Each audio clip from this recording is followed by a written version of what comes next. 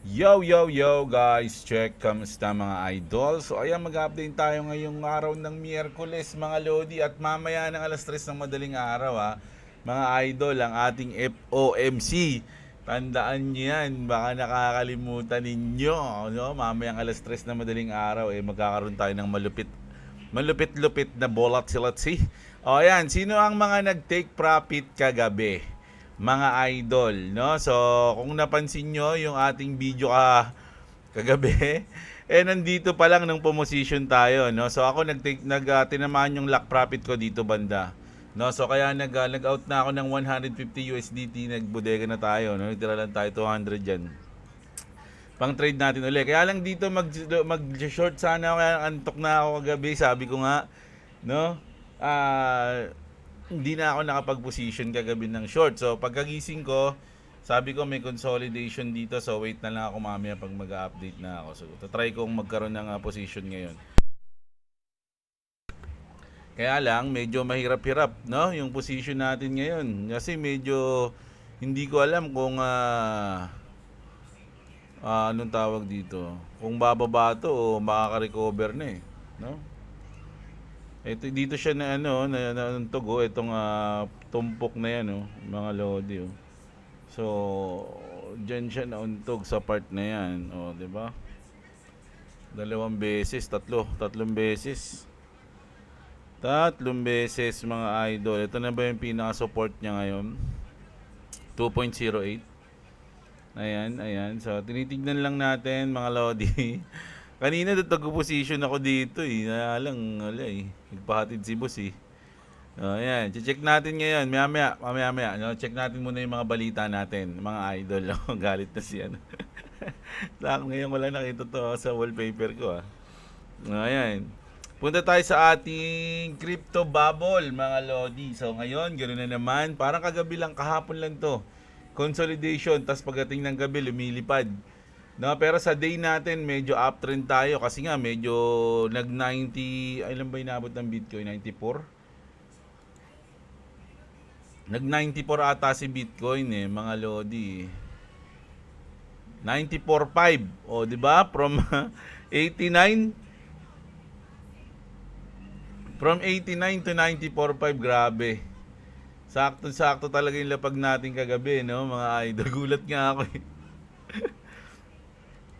Nagulat ako mga lodi. Dito pa lang nagulat na ako Pagkalapag ko, di ba umangat siya? Pagkatapos ata ng pagkatapos ko mag-record, biglang pagtingin ko lang, umangat na siya. Tapos, nakita ko bumabalik. Sabi ko, naku, mukhang bababa pa. Pero malayo kasi yung aking stop loss dyan. Dito pa Sabi ko, dito. Biglang nanood muna ako. Pagtingin ko, taas na dito na. Pero tinamaan ako ng lock profit ata dito Ayan, dito banda. Anong oras to? Yung gabi na to Ayan na dito. Kasi anong oras na tayo nag-upload mga lodi, 10:30 na ata yun. No? So, ayan. Mga dito nga ako, nag-lock profit ako, tandang-tanda ako dito sa candle na to. Ayan, yung kulay red na yan Ayan. So, inabot niya, tas iniwan ulit ako. Grabe, no. Kung dito sana, hindi nasama pa ako dito. Kaya lang, sabi ko, mukhang Pero syempre, profit is profit at masaya tayo dyan. Sayang lang, di ako nakapag-short. Ayun yung inano ko kasi antok na ako niyan mga lodi. Alam nyo naman, ayoko na mag-iwan ng trade. 'Di ba? So, ang galing. Sana nakapag-profit kayo kagabi mga lodi. Ngayon, medyo mahirap to. Hintay-hintay pa tayo. Kung ano mangyayari. Pag medyo bumaba pa siya diyan, siguro dun tayo makapag-position, no? So, check tayo. Grabe. So, punta muna tayo dito sa Bitpinas. Mga idol, grabe yung mga balita dito. Saan may nakita ko na? Ito. So, ito na. Mga lodi, yung pinakamalupit na final stage ng scam dun sa sinasabi kong investment something na yan. Mga lodi, di ba sabi ko nung una, hindi ka makakapag-withdraw, ganito ganyan, madidelay yung inyong withdrawal. Pangalawa, eto na. Manghingi na sila sa inyo ng bayad para ma-withdraw nyo yung sarili nyong pera. Imagine,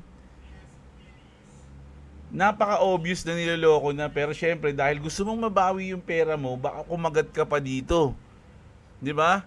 The final stage of KBS crypto scam, investors required to pay humanitarian fees. Tangina, paano nagkaroon ng humanitarian fees diyan, mga idol? 'Di ba? Ito na yung final stage, mga lodi, no?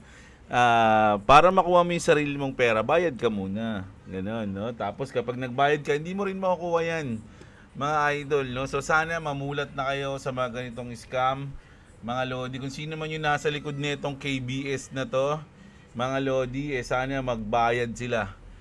Sana makulong tong mga sutoy na to, mga idol. No, ang dami nang naloloko ng mga ganito, paulit-ulit lang yan. 'Di ba, kikita sila ngayon, tapos papalipasin nila yan kapag medyo malamig na, gagawa na naman sila ng bagong ganitong scam.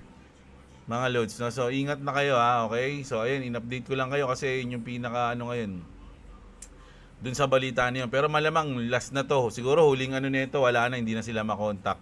At hindi na makapag-withdraw at all, no? Ganun lang yan. Go Time Crypto Partner Rebuild. So meron dito, ito ba yun? Hindi ito yun eh. Yung, hindi, baka sa YGG ata. O, dito ba yan? Ito pala. Ito, mga Lodi, no? Salamat kay, kay Kevin, ha. Sabi dito, mga Lods, no? Exclusive. Crypto Giant, Binance, and eToro. Alam nyo yung eToro? Ano ko lang, yung eToro, isa yan sa mga unang app, no, na sa tingin ko ay merong meron nung parang copy trading noon, no? Parang ito ata yun. Alam ko ito yun eh. Hindi, correct me if I'm wrong. Basta yung merong isang alam ko ito yun na may copy trading. Nung una, sila pa yung una noon na merong ganun. No? Crypto giants Binance and eToro are eyeing a comeback in the Philippines. O yan ha. Babalik daw yung Binance, mga Lodi, at eToro kasi wala na rin ata yung eToro dito eh. This time properly registered. SEC Chair Rogelio Quevedo tells Radar Business. Ba't Business? Tama ba yan? Radar Business. O yan ha, mga Lodi. So sabi ngayon, mga Lodi, ni Rogelio, mga idol, no, nababalik daw ang Binance and eToro sa Pilipinas. Pero regulated na sila, mga Lods, no? Fully regulated, registered. In an exclusive interview, Quevedo revealed the Securities and Exchange Commission plans to roll out formal guidelines on cryptocurrency trading aiming for completion by Q1 of 2026. Quarter 1 pa lang ng 2026, mga Lodi, may magandang news na, no? The move could open doors for regulated crypto operations and restore investors' confidence in the local market. So ito, akin, kahit ano pa mangyari, basta Binance, mga Lodi, maganda yan for me. No?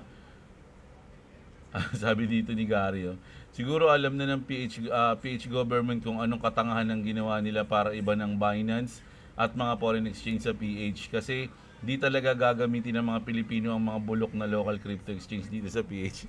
Binasa ko lang mga Lodi. So kasi ang parang lumalabas kasi noon, kaya nila binan yung Binance, kaya nila binan yung mga crypto exchange, foreign crypto exchange, para gamitin yung local exchange. Pero syempre, sabi nga, walang gagamit niyan dahil nga basura daw. Ayun, binabasa ko lang, bulok nga ayan, bulok yung mga crypto exchanges dito, yung mga local sa Pilipinas. So alam na nila yun, no? Kahit anong gawin natin, kahit iban pa natin yung mga yan, hindi pa rin gagamitin yung sa atin. Kaya na, ang bulok kasi. Yung sabi dito Pero binabasa lang natin, no? Asang-ayon ba kayo doon, mga Lods, no? So, masaya ako dahil babalik yung Binance, mga Lodi. Syempre, isa yun sa number 1 yan. Number 1 na pinakamalaking crypto exchange sa buong mundo, mga Lodi, sa buong kalawakan. Kasi ba, malay nyo, walang crypto exchange sa ibang kalawakan. So, number 1 yan sa buong mundo. Alam nyo ba na ang trading volume ng Binance, kunyari, lahat ng crypto exchange sa buong mundo, pera lang yung Binance, pag sama-samahin lahat ng trading volume ng lahat ng crypto exchange sa mundo, sa trading volume ng nag-iisang Binance, mga Lodi, hindi aabot sa kalahati yung trading volume ng lahat ng crypto exchange sa mismong trading volume lang ng nag-iisang Binance. Ganun kalaki yung Binance, mga idol. Di ba? Kaya sabi nga nila, once na yung Binance maging FTX, yung alam niyo niya sa FTX, di ba? Yun na bankrupt.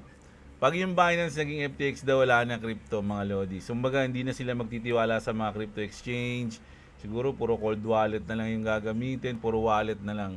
Wala na yung mga crypto exchange. Trade na lang, swap na lang sa wallet, address. Hindi ko alam ha. Kasi, ganun daw eh. Ganun kaganda o kalakas yung Binance, mga lodi. Buong mundo yung, lalo na sa Asia, di ba? So, ayan. So, masaya tayo kung papasok yung Binance ulit sa Pilipinas. Ayon kay Rogelio. Salamat sa iyo, Rogelio. Diba? So, ayan. Good news na naman. Ganda naman ng news natin. Bungad pa lang, mga lodi ng ating balita. Umati ka muna. Pero paalala dito sa KBS na to mga lodi Oh. Ayan, scammer yan, mga lods na. Nung una, nagda-doubt pa ako kasi ayoko sana manghusga eh. Pero na-realize ko na wala palang pagkakaiba sa mga yung talagang scammer dati. So, eto na mga lodi, no? Nako, si Young Hoon Kim. Ito yung pinakamataas na IQ sa buong mundo.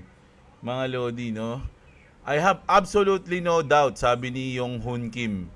Prediction will prove correct. The market seem to be entering a bull cycle. World's highest IQ. Ito tatanong ko lang kay Young Hoon Kim Kapag world's highest IQ, ba kailangan mo pang isama sa pangalan mo yung IQ mo na 276? Talaga, ano yung title? Diba? Kay title nga naman yan. Kaya lang, syempre kung wala namang ganun diba? Si Michael Jordan lang, hindi nakalagay yung yung 6 championships MVP niya nakalagay sa pangalan niya eh. Grabe naman si Young Hoon Kim Oo na nga, ikaw na ang pinakamataas na IQ, mga lods, no? Pero, nilagay niya pa sa pangalan niya, no? Young Hoon Kim, IQ, 276. Paano pag ako? No, Jeblo, IQ, 75. Di ba yun? Yan, mahalas naman kay Kim, Oy, Kim, Young Hoon Kim, grabe ka naman So, ayan sinabi dito, mga idol, ng taong merong 276 na IQ na I have absolutely no doubt daw sa prediction niya. Kasi ang prediction niya kasi mga idol, ngayong 40, basta nabalitaan natin yun nung panahon na yun, sabi niya, within 45 days, papalo si Bitcoin ng ganito. Parang 200 ata o 250,000, parang ganun. Within 45 days, no? So ngayon, ayun yung prediction na sinasabi niya na I have absolutely no doubt my prediction will prove me correct, no? Will prove correct, ayun yung sinabi niya. Na within 45 days, no? Sabi niya. Pero nung nakaraan pa yun, siguro ilang days na lang ngayon yun.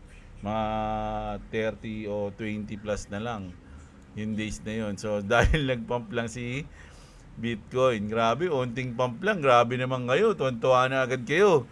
Parang ngayon lang kayo nakita ng pump Tignan nyo nga Tignan natin yung 4 hours. 4 hours tayo, 4 hours. Ayan Wala pa nga yung pump na yan Tignan nyo nga yung pump na ito. Sobrang, tignan nyo ito yung pump noon. Di ba? Ito from 1.9. XRP pala to. 11% yung pump na yan.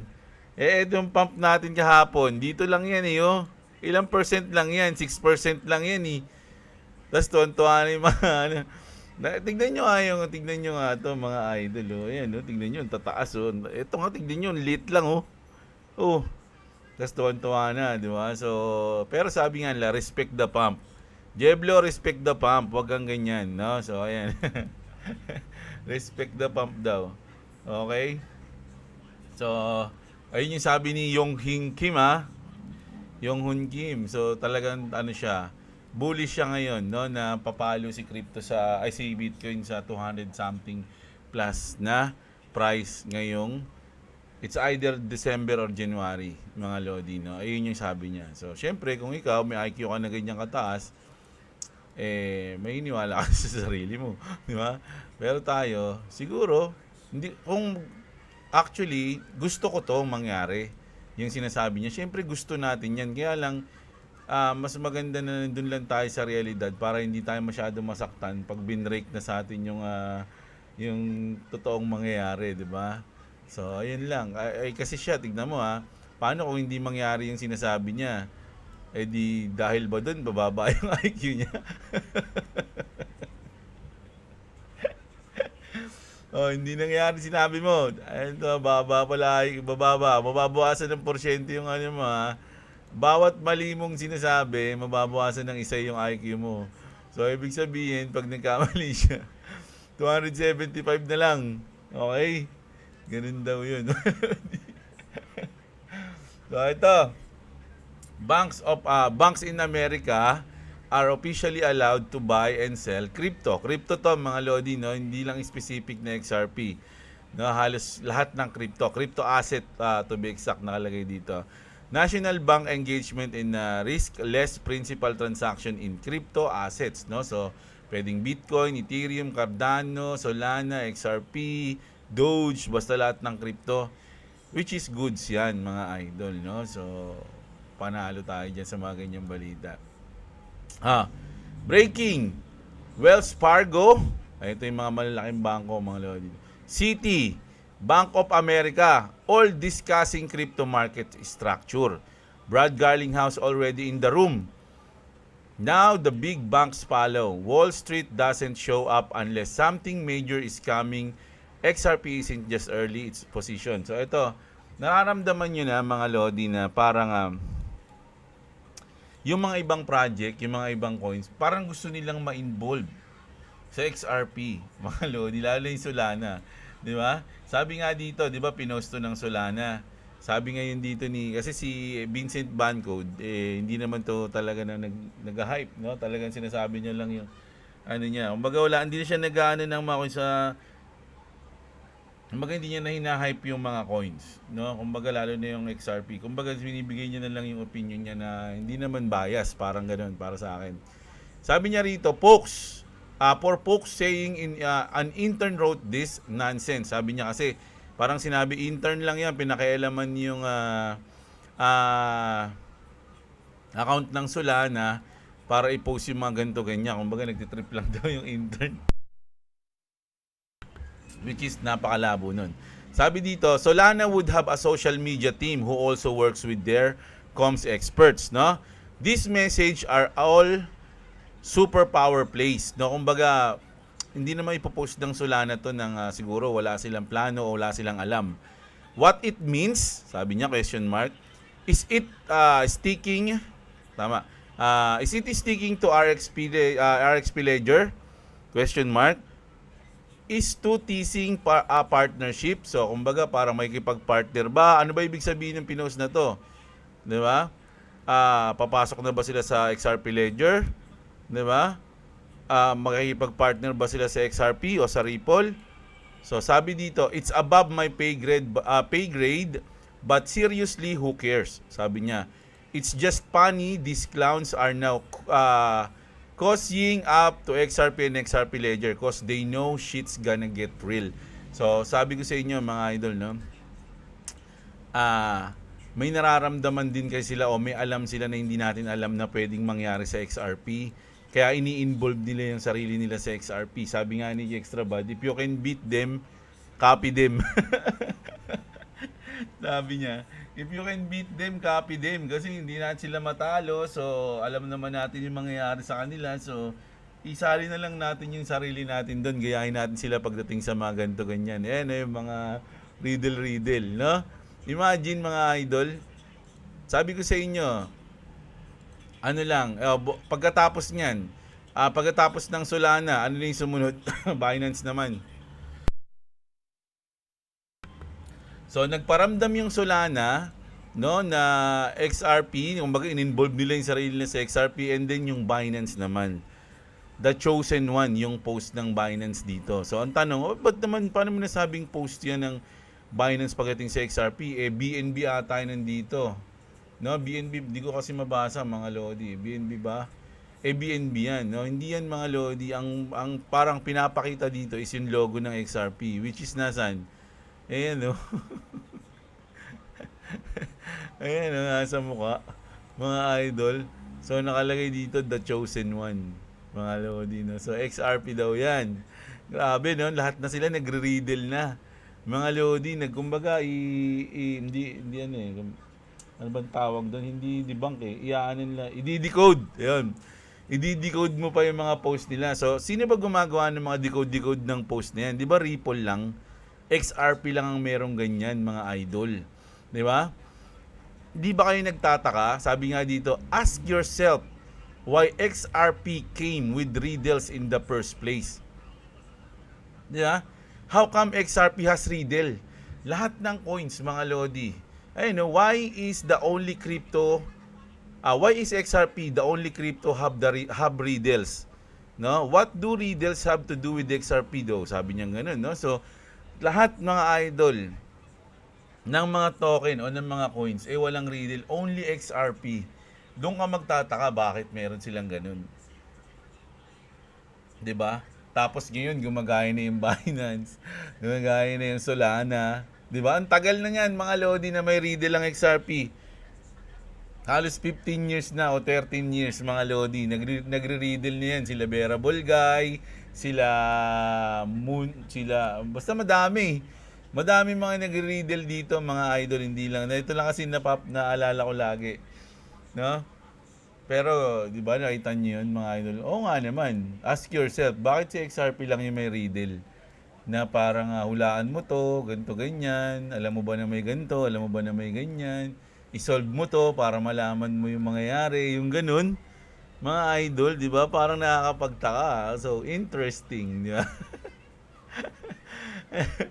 Tapos sabi dito, mga idol, ready na ba? Ganito na ba yung nangyayari ngayon, mga idol? Are we doing this right now, XRP Pam? So, yung Bitcoin mo, gagawin mong XRP. Ayan yung sinasabi nila. Bitcoin to XRP. Conversion in progress. Mga idol, no? So, ayan yung ating ngayon, grabe. Antindi, mga idol, no? Nakakagulat lang. Kasi ginagawa na nila yan, no? Tapos, eto naman. Alam nyo na, Bitwise. One of the world's biggest running crypto assets with the potential to reshape how money moves worldwide. Now in the Bitwise 10 crypto index ETF, ayan, New York Stock Exchange. So tapos nakapost pa to sa New York, mga lodi, no? So grabe, no? Talagang pinopromote nila yung XRP. So maraming may mga alam na hindi alam ng mga retailer, mga lods, no? So malamang nangyayari na sa likod ng camera na hindi natin nakikita. At magkakaroon na lang ng gulatan, mga lods, no? So ayun yung ano natin ngayon. Check ko lang muna to si Dom, ha? Baka meron bago si Dom, eh. Sabi niya dito, wala.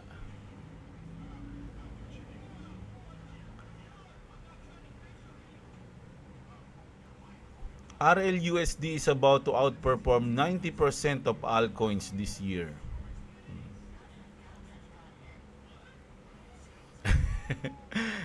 Sir, pa more valuable than Litecoin daw yung money. Malas, ha. O, ayan, mga lods, no? So, punta muna tayo kay George, ha. Ano ko lang to, check lang natin kasi ngayon lang hinahanap kong news, eh. Pero wag niyong kalimutan, ha, mga idol. Punta muna tayo sa Forex, ano natin. Alas 3 to ng madaling araw. Sabi ko nga, alas 12 pa lang, magkape-kape na kayo. FOMC 3 AM. Actually, parang ayoko nga muna sana mag-position ngayon para mamaya na lang, eh. Pero once na mabigyan tayo ng chance, itatry natin. Sayang yung binibigay na chance ng market, eh, kung di natin sasamantalahin, di ba? So, ayan. Sana nga na makapag-position tayo. 3 AM FOMC. Mga lods, ayun ang pinaka-aabangan natin ngayong araw hanggang madaling araw, mga idol, no? So, ayun ang news natin ngayon. Basahin natin yung mga comment nyo kagabi. Sino ba mga komita dyan kagabi, mga idol? Nakasabay ba kayo sa akin? Eddie, naasar ka naman kay Solana. Ano yun? Tubol ka kasi. Ano yung sabihin nun? Hindi niya magets na may ecosystem ang Solana, XRP wala. Hindi. Alam nyo mga idol, kung wala na akong panahon para makipag-away sa inyo pagdating diyan. Dati na ako may Solana, inaral ko na yan, tinignan na natin yan. No, at ganun din ginawa ko sa XRP. Kung sa inyo, good si Solana, di tayaan nyo. Di ba? Ganun lang yun. Di ba? Ba't kailangan nyo pa akong awayin? Bad trip kayo sa mga sinasabi ko. Ayan, si Mikey. May 50 Solana din ako, Boss Jeblo. Sa spot ako bumili noon, $8 ko siya nabili. Pero binenta ko rin ng $186. So, ay, panalo ka rin ha. XRP na lang ang hold ko, 15K. Na 0.35 ko nabili. Paldo si Idol, si Mikey De La Cruz. No? Sana makayanan ko pa i-hold at hindi matukso. More power, Boss Jeblo. Pali pa rin yan bago sa rate cut. No? O, yan nga. Pero malamang mamaya mangyayari talaga ang matindi. Mga load, sana ready kayo mamaya. King Shangsheng, New Gamer, sana lang gawing commodity ng SecET dito sa Pinas ang crypto invest na security. Sana nga. Ayan na, may maganda tayong news, no? Babalik daw yung Binance tsaka eToro, which is sana magmatuloy na nga. Idol, ilan ang hawak mo XRP? Reveal mo naman ha. Alam si Verify, parang ngayon ka lang nag-comment sa akin tapos ayan pa tinanong mo. Ibig sabihin, hindi ka nanonood dito sa akin mga lodi. May rules dito mga idol. No? Ang first rule, huwag ka magtatanong kung ilan ang hawak na crypto ng tao mga idol. No? Kasi delikado yun. Ba't mo sasabihin?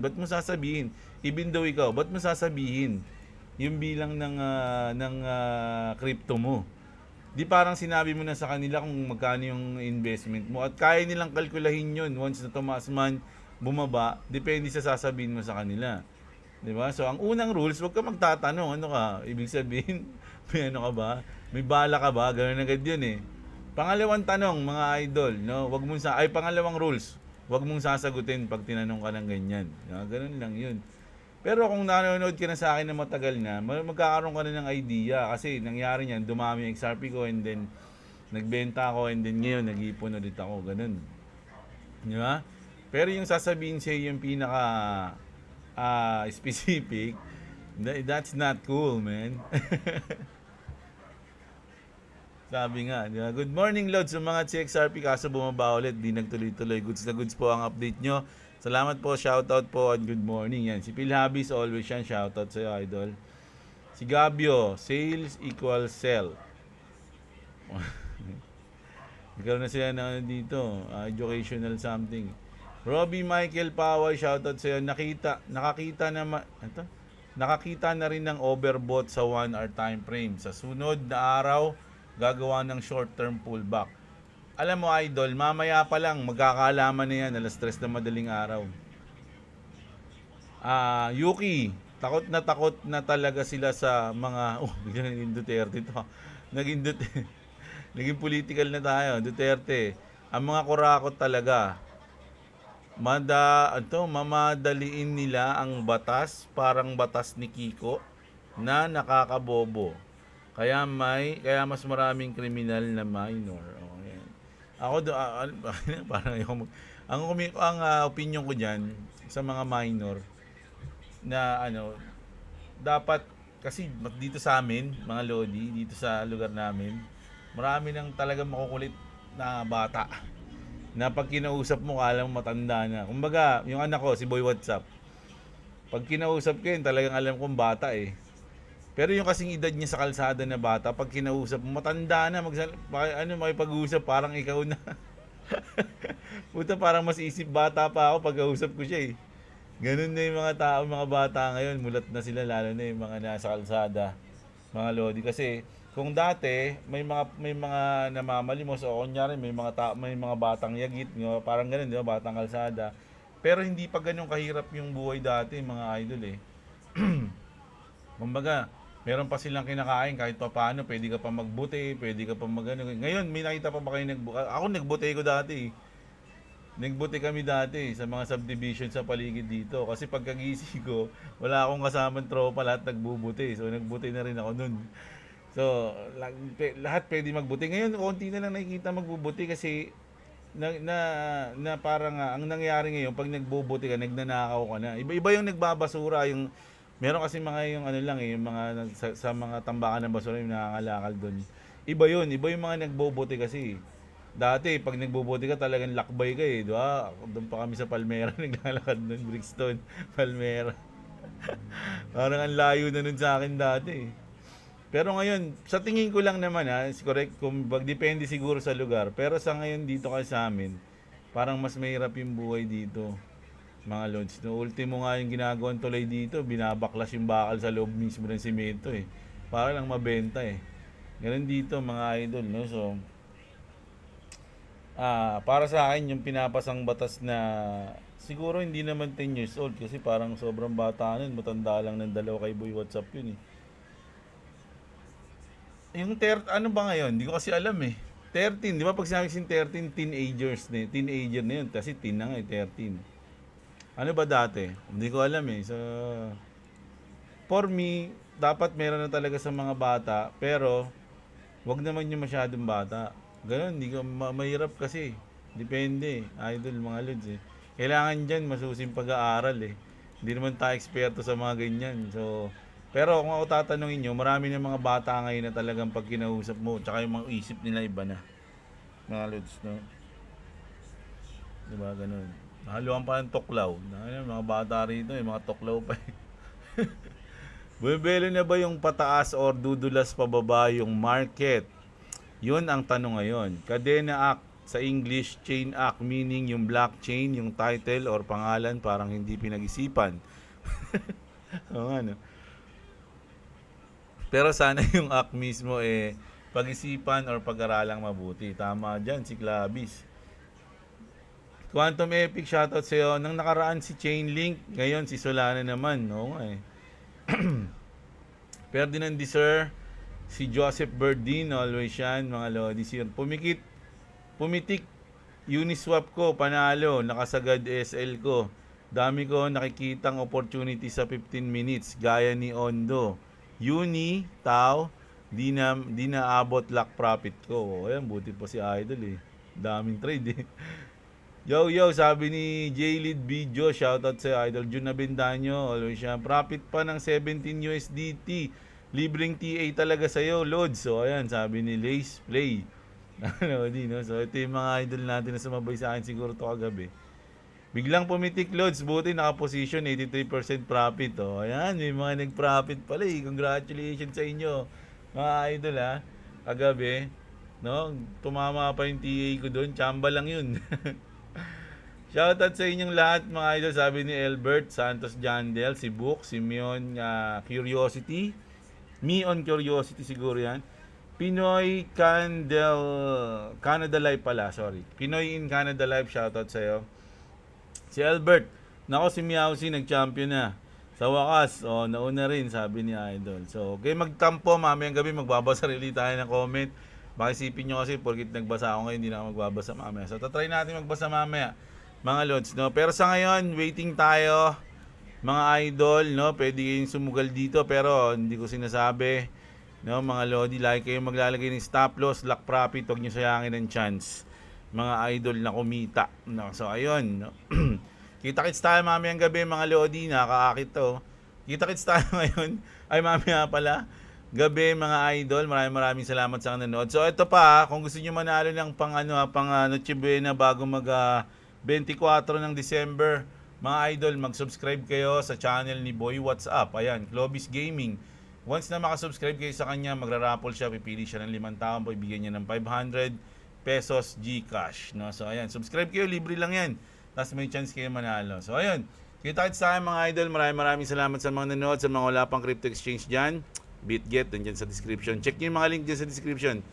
Ayun, love you all mga idol. Magandang araw sa inyong lahat. At What's up? grabe, bilis naman ni Boy WhatsApp. Antok na kasi. Sana, ayun.